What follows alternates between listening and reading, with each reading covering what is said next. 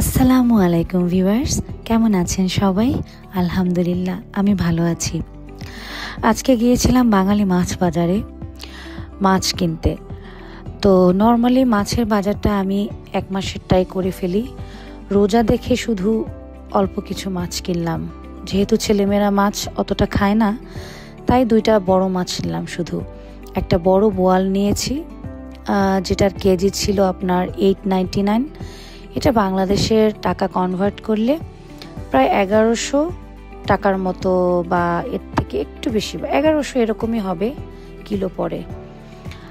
আর মাছটার ওজন বেশ ভালোই ছিল, প্রায় 10 কেজির, না 10 কেজি হবে না, 9.5 কেজি, 9.5 কেজির মতো।